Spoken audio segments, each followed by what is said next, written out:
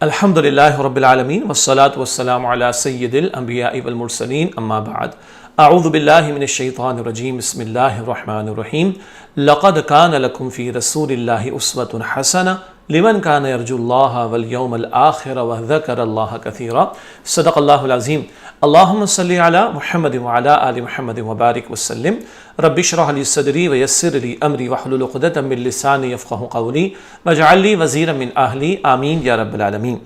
عزیز طلباء و طالبات اور محترم حضرات و خواتین، السلام علیکم ورحمۃ اللہ وبرکاتہ۔ آج ہماری کون سی کلاس ہے بھلا؟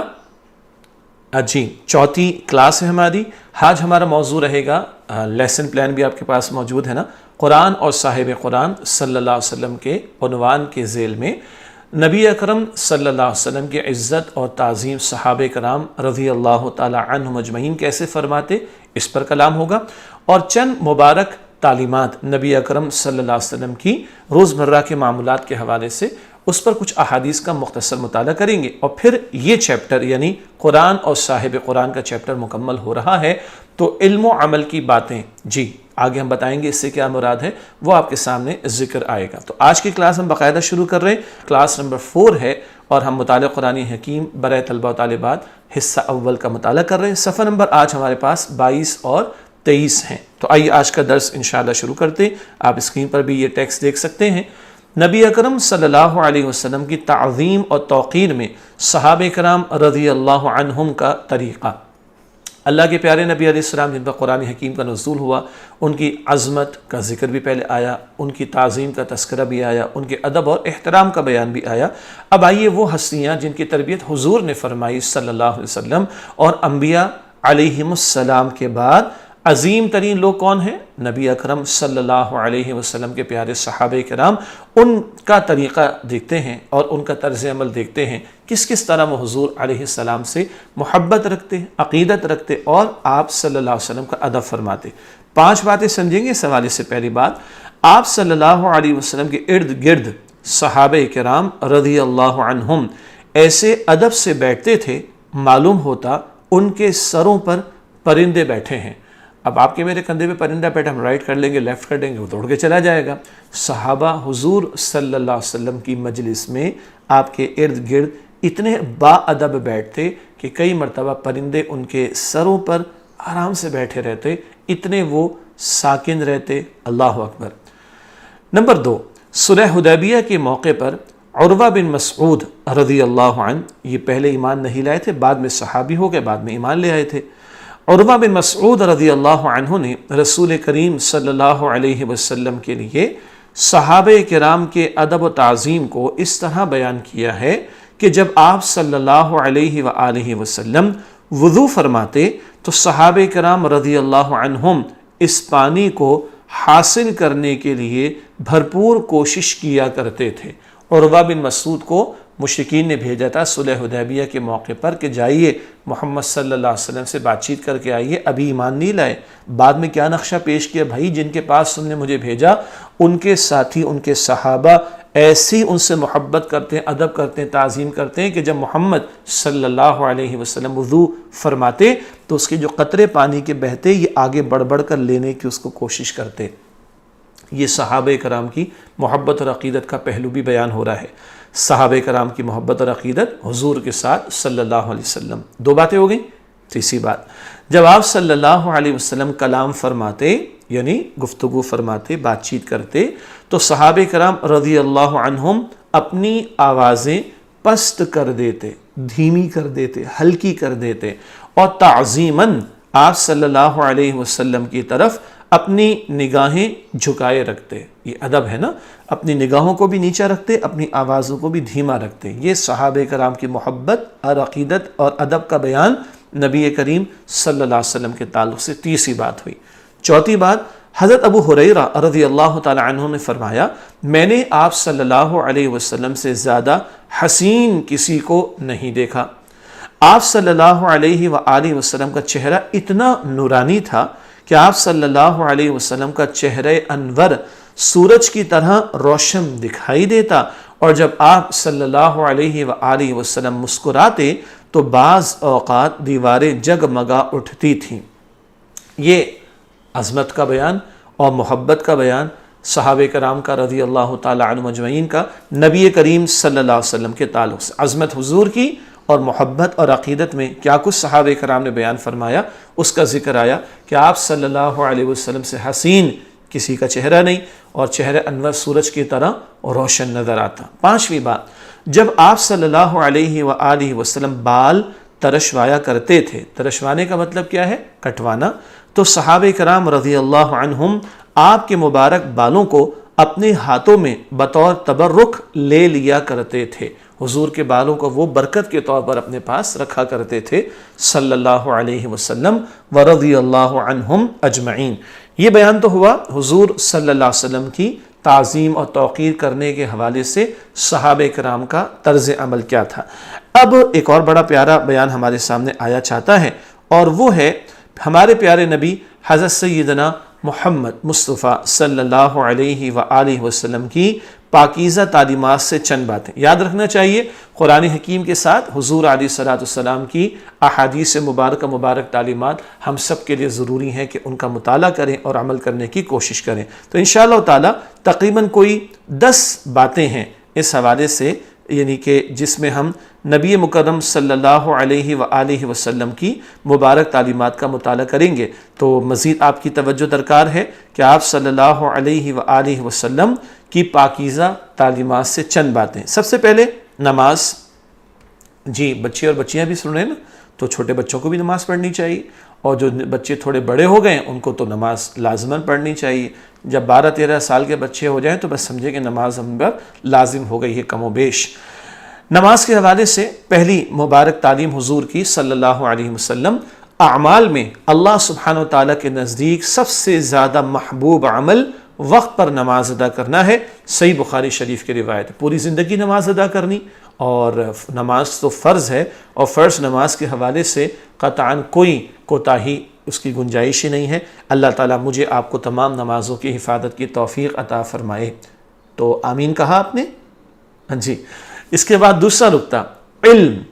حضور صلی اللہ علیہ وسلم کا مبارک فرمان، جو شخص علم کی تلاش کے لیے نکلتا ہے وہ اللہ سبحانہ وتعالیٰ کے راستے میں ہوتا ہے جب تک کہ وہ لوٹ نہ آئے۔ جامع ترمذی شریف کی روایت ہے۔ علم کے حصول کے لیے جو نکلتا ہے وہ اللہ تعالیٰ کے راستے میں ہوتا ہے جب تک کہ وہ واپس نہ آ جائے۔ تو علم حصول اس کا ضروری ہے، علم کا حاصل کرنا ہم پر لازم ہے، خاص طور پر اسکول کالج تو ہم سب نے تعلیم حاصل کرنی ہے، طلباء و طالبات جا بھی رہے، فی الحال اسکولز آف ہیں لیکن لاک ڈاؤن کے بعد کھلیں گے انشاءاللہ تعالی، اللہ سب کے لیے آسانی فرمائے۔ لیکن سب سے بڑا علم کون سا ہے؟ اللہ کے دین کا علم، اس کے حصول کی بھی ذمہ داری ہم پر ہے۔ یہ ایک کوشش ہے دین فاؤنڈیشن کے زیر اہتمام کہ قرآن کا بنیادی پیغام سادہ الفاظ میں ہمارے طلباء و طالبات کے سامنے آ سکے۔ تو علم کے حصول کی توجہ حضور صلی اللہ علیہ وسلم نے ہمیں دلائی۔ تیسری بات، وقت کی پابندی کرنا اور وقت کا بہترین استعمال کرنا ایک مسلمان کی ذمہ داری ہے، اور یہ کتنی اہم بات ہے آئیے اللہ کے رسول سے پوچھتے ہیں صلی اللہ علیہ وسلم۔ آپ نے فرمایا ہے 5 باتوں کو 5 باتوں سے پہلے غنیمت سمجھو، گننا ہے آپ نے۔ نمبر 1، جوانی کو بڑھاپے سے پہلے۔ نمبر 2، صحت کو بیماری سے پہلے۔ نمبر 3، خوشحالی کو تنگ دستی سے پہلے۔ نمبر 4، فراغت کو مصروفیت سے پہلے۔ اور نمبر 5، زندگی کو موت سے پہلے۔ اور حضور نے فرمایا عمل کر لو، عمل کر لو، عمل کر لو۔ دنیا میں ہمیں اللہ تعالیٰ نے بھیجا بامقصد طور پر زندگی گزارنے کے لیے، فضول کام کرنے کے لیے نہیں، گناہ کی باتیں نہیں، خیر کے کام کرنا، اچھے کام کرنا، نیکی کے کام کرنا، وقت کا بہترین استعمال کرنا، اس کے لیے اللہ تعالیٰ نے بھیجا۔ تو حضور علیہ السلام فرما رہے ہیں غنیمت جانو، جو عمل کر سکتے عمل کر لو، جوانی کو غنیمت جانو بڑھاپے سے پہلے۔ بڑھاپے میں جسم اتنا توانا نہیں رہتا جتنا جوانی میں رہتا ہے، اور طلباء و طالبات تو جو خاص طور پر سیکنڈری اسکولز کے کلاسز میں ہیں یا اپر کلاسز کے اندر ہیں، گریڈ 9 10 اور اس کے بعد کی بات، وہ تو ذرا جوانی کی بات آ گئی نا، نوجوانی چلے کہہ لیں تو بڑی طاقت ہوتی ہے جسم کے اندر، اس کا بہترین استعمال کرنا۔ صحت ہے بڑی نعمت ہے اللہ کی، بیماری سے پہلے پہلے غنیمت جاننا۔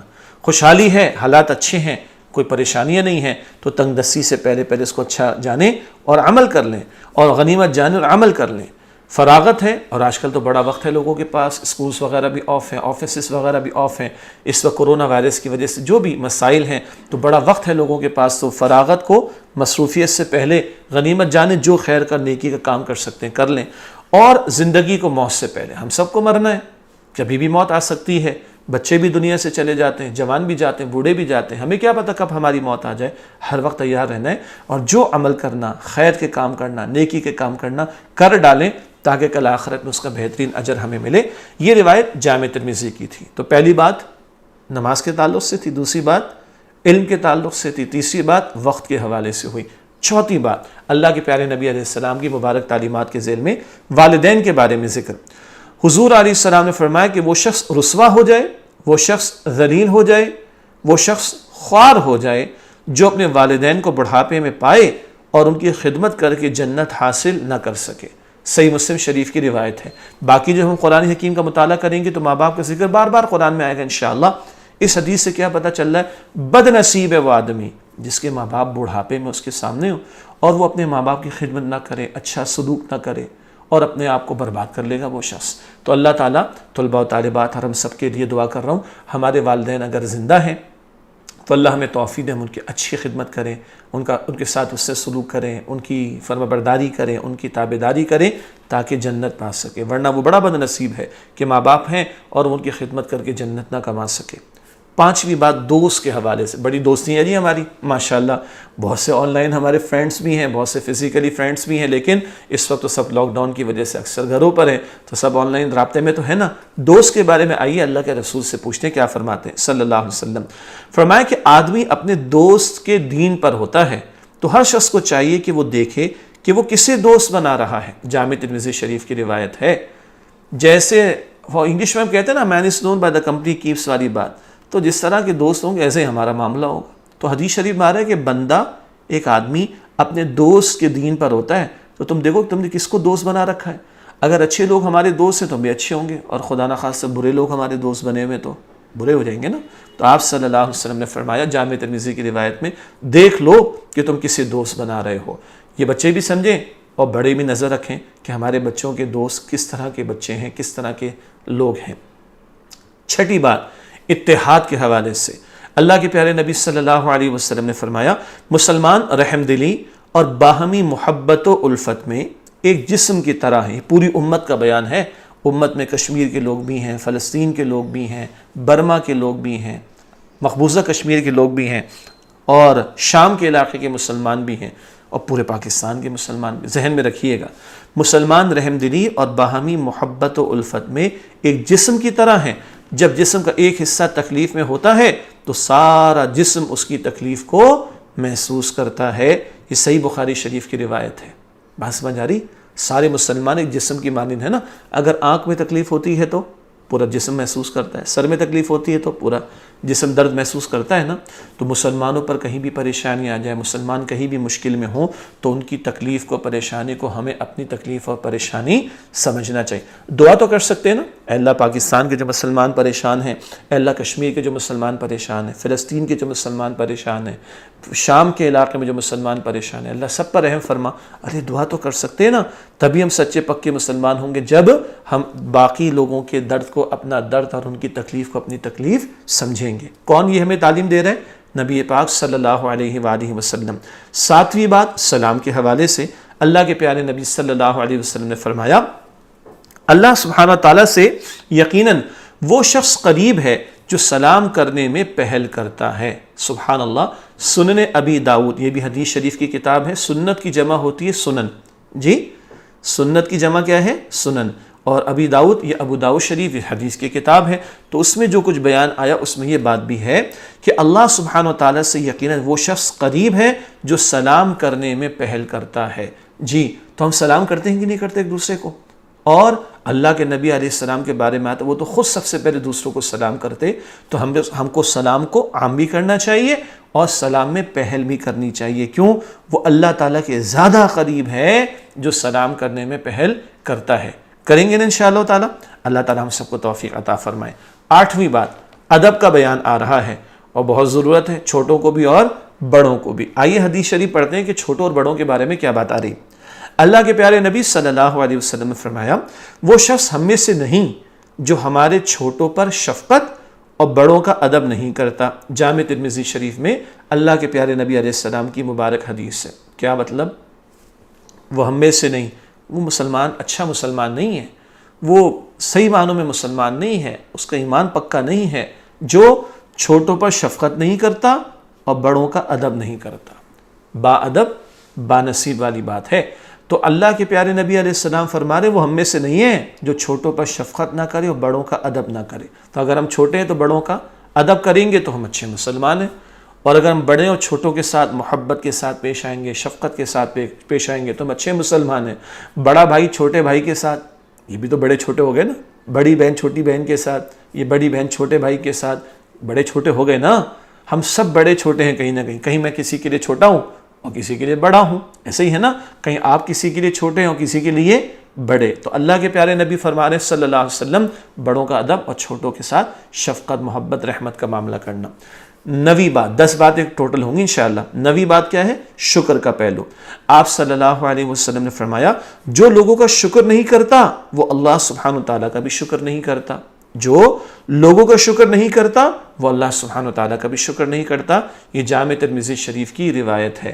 تو بچے اگر سن رہے ہیں تو امی ابو ماشاءاللہ ہمیں کھلاتے پلاتے نا اللہ کے حکم سے، تو امی کو کبھی تھینک یو کہا؟ چلیں عربی میں اچھا ہو جائے گا نا، جزاک اللہ کہنا۔ ابو کو کہا کبھی جزاک اللہ خیر؟ کیا خیال ہے؟ بڑی بہن نے کچھ پکا کے کھلایا تو جزاک اللہ کہتے ہیں؟ جزاک اللہ کسی خاتون کو کہیں گے تو کاف کے نیچے زیر ہو جائے گا، جزاک اللہ۔ دیکھتے چلے جائیے، چھوٹا بھائی بڑے بھائی کو، چھوٹی بہن بڑی بہن کو، مثال کے طور پر کسی نے کسی کے ساتھ اچھا سلوک کیا، ہم شکریہ کہتے ہیں، جزاک اللہ کہتے ہیں، تھینک یو کہتے ہیں۔ اللہ کے رسول فرما رہے ہیں جو لوگوں کا شکریہ ادا نہیں کرتا وہ اللہ کا شکر بھی ادا نہیں کرتا۔ جب کھاتے ہیں پیتے تو اللہ کا بھی شکر کرنا چاہیے، اور جس نے کھلایا بنا کر پیش کیا، سرو کیا دسترخوان پر، اس کا بھی شکر ادا کرنا چاہیے، تب ہم واقعی اللہ کا شکر ادا کرنے والے بھی ہوں گے۔ 10ویں بات ہے رحم دلی کا معاملہ۔ رحم دلی کا معاملہ، رحمت کا معاملہ کرنا، نرمی کا معاملہ کرنا، آسانی کا معاملہ کرنا، دوسروں کے کام آ جانا، دوسروں کے ساتھ اچھا سلوک کرنا، یہ سب رحم دلی میں آتا ہے۔ کیا فرما رہے اللہ کے نبی صلی اللہ علیہ وسلم؟ اللہ سبحانہ وتعالیٰ اس پر رحم نہیں فرماتا جو لوگوں پر رحم نہیں کرتا۔ یہ بھی صحیح بخاری شریف کی روایت ہے۔ اللہ سبحانہ وتعالیٰ اس پر رحم نہیں فرماتا جو لوگوں پر رحم نہیں کرتا۔ یہ صحیح بخاری شریف کی روایت ہے۔ تو دوسروں کے ساتھ شفقت کا، آسانی کا، رحمت کا معاملہ کرنا ہے۔ اللہ تعالیٰ مجھے اور آپ کو ہم سب کو اس کی توفیق عطا فرمائے۔ کتنی باتیں ہو گئیں؟ 10 باتیں اللہ کے پیارے نبی صلی اللہ علیہ وسلم کی تعلیمات کی روشنی میں۔ اچھا جی، اب ہم جا رہے ہیں صفحہ نمبر 23 پر، اور اس میں اب آ رہے ہیں عنوان علم و عمل کی باتیں۔ یہ ابھی بھی آپ دیکھ لیں، ایک چیپٹر جب کلوز ہوگا نا تو علم و عمل کی باتیں ہمارے سامنے آئیں گی۔ انگلش میں اس کو مورل لیسنس کہتے ہیں۔ سمجھنے کے لیے جب ایک چیپٹر مکمل کریں گے تو بہت اچھی باتیں ہمارے سامنے، کچھ نالج کی باتیں، علم کی باتیں آئیں گی، کوئی عمل اور ایکشن کی باتیں آئیں گی، کوئی مورل لیسنس کی باتیں آئیں گی۔ ان سب کو ہم کہتے ہیں علم و عمل کی باتیں اس نصاب میں۔ اس کورس کا نام کیا ہے؟ مطالعہ قرآن حکیم برائے طلبہ و طالبات۔ تو بار بار مختلف چیپٹرز کے کمپلیٹ ہونے پر علم و عمل کی باتیں ہمارے سامنے آئیں گی۔ ان کو مورل لیسنس بھی کہہ سکتے ہیں۔ ابھی تو قرآن صاحب قرآن صلی اللہ علیہ وسلم کا چیپٹر مکمل ہو رہا ہے، اس لیے آپ کے سامنے پوائنٹرز ہیں۔ بعد میں جب ہم کلاس 5 سے قرآن کا مطالعہ شروع کریں گے انشاءاللہ تعالیٰ، تو پھر آپ دیکھیں گے کہ آیات کے حوالے بھی ہم آپ کو اس میں پیش کریں گے۔ آئیے علم و عمل کی باتیں، اور اس میں انشاءاللہ تعالیٰ تقریباً ہمارے سامنے 11 باتیں آئیں گی، بلکہ 10 باتیں انشاءاللہ تعالیٰ۔ آج کے نشست میں 11 کسی اور موقع پر رکھیں گے۔ تو پہلی بات علم و عمل کی باتیں اس عنوان سے دیکھیے گا۔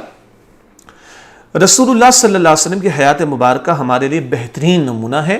ہمیں اپنے روزمرہ کے معاملات میں رسول اللہ صلی اللہ علیہ وسلم کے اسوہ مبارکہ کو مشعل راہ بنانا چاہیے۔ مشعل راہ، اس سے رہنمائی لے کر عمل کرنا چاہیے۔ زندگی کے تمام کاموں میں سیرت النبی کا بھی مطالعہ کریں، نبی اکرم علیہ السلام کے مسنون آداب کا مطالعہ کریں، تاکہ ہم آپ کے بہترین نمونے کی پیروی کر سکیں۔ اللہ ہمیں توفیق دے، آمین کہہ لینا جی۔ دوسرا نقطہ، رسول اللہ صلی اللہ علیہ وسلم کی اتباع اللہ سبحانہ وتعالیٰ کی محبت اور مغفرت کے حصول کا ذریعہ ہے، لہذا ہمیں آپ صلی اللہ علیہ وسلم کی کامل اتباع کرنی چاہیے۔ جب حضور کی اتباع ہوگی، آپ کی زندگی کے پیارے واقعات ہمارے سامنے ہوں، آپ صلی اللہ علیہ وسلم کے پیارے اعمال ہمارے سامنے ہوں، جب ان کی پیروی کریں گے تو اللہ کی محبت بھی ملے گی اور مغفرت بھی ملے گی۔ تیسرا نقطہ، نبی کریم صلی اللہ علیہ وسلم کی اتباع کرتے ہوئے ہمیں اچھے اخلاق کو سیکھنا اور اپنانا چاہیے۔ سب سے بہترین اخلاق کس کے؟ اللہ کے رسول کے صلی اللہ علیہ وسلم۔ جب اللہ کے رسول کی زندگی کا مطالعہ کریں گے، آپ کی پیاری سیرت کا مطالعہ کریں گے تو پتہ چلے گا، اور جب ان کو اختیار کریں گے تو ہم بھی اچھے ہوں گے انشاءاللہ تعالیٰ۔ سب سے اچھے کون ہیں؟ اللہ کے رسول ہیں صلی اللہ علیہ وسلم۔ ہم اچھے کب ہوں گے؟ جب ہم سب سے اچھی ذات حضور صلی اللہ علیہ وسلم کے اخلاق کو اپنائیں گے۔ چوتھی بات، نبی کریم صلی اللہ علیہ وسلم پر ہمیں کثرت سے درود و سلام بھیجنا چاہیے۔ اللہ تعالیٰ کے بعد ہم پر سب سے بڑے احسانات کس کے؟ حضور صلی اللہ علیہ وسلم کے۔ قرآن ان کے ذریعے ملا، ہدایت کا سامان ان کے ذریعے ملا، تو اب ہم کیا کریں؟ اللہ ہی سے دعا کریں، اللہم صلی علی محمد وعلی آل محمد وبارک وسلم۔ کثرت سے درود و سلام بھیجنا چاہیے۔ پانچویں بات، ہمیں اس پر مکمل یقین رکھنا چاہیے کہ حضور نبی کریم صلی اللہ علیہ وسلم اللہ سبحانہ وتعالیٰ کے آخری نبی ہیں، اور آپ صلی اللہ علیہ وسلم کے بعد قیامت تک کوئی نبی نہیں آئے گا۔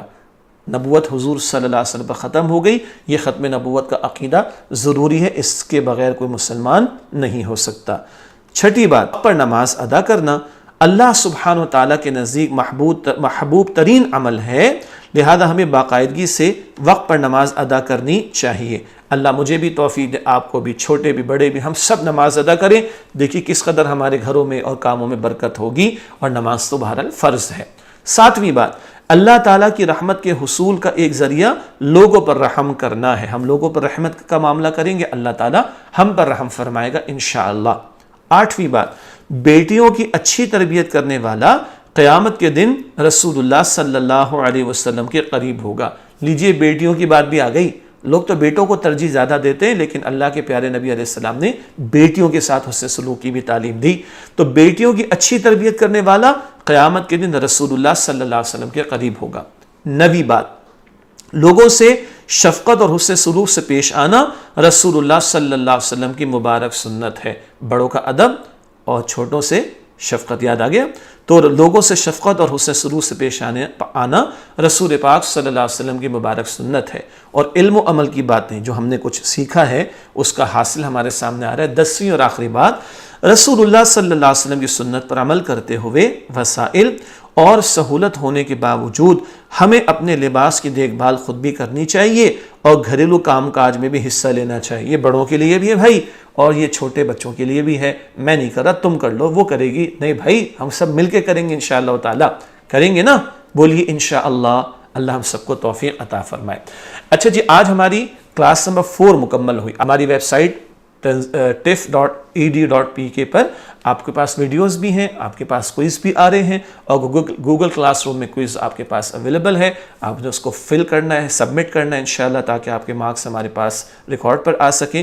اور یاد رکھیے اس کتاب میں بہت کچھ ہے، مگر ہم نے کافی کچھ باتیں تو آپ کے سامنے رکھ دیں۔ درمیان میں کیا آپ جانتے ہیں، ذرا سوچئے۔ اس طرح کے اور بھی بڑے پیارے پیارے سیگمنٹس ہیں، وہ آپ کتاب میں مطالعہ کریں۔ کچھ ایکسرسائز ہم نے دی ہیں بک میں، سمجھیں اور حل کریں۔ وہ تو اسکولوں میں جب یہ پڑھایا جاتا ہے اور جگہوں پر، تب یہ سلسلہ جاری رہے گا، اور اس کورس میں تو آپ کوئی سبمٹ کریں گے انشاءاللہ۔ آج کی کلاس مکمل کرتے ہیں اس دعا کے ساتھ کہ اللہ تعالیٰ مجھے، آپ کو، ہم سب کو قرآن پاک سے مزید محبت نصیب فرمائے۔ خود بھی اس کورس میں شریک رہیے، دوسروں کو بھی دعوت دیجیے انشاءاللہ۔ اگلی کلاس میں پھر آپ سے ملاقات ہوتی ہے۔ السلام علیکم ورحمۃ اللہ وبرکاتہ۔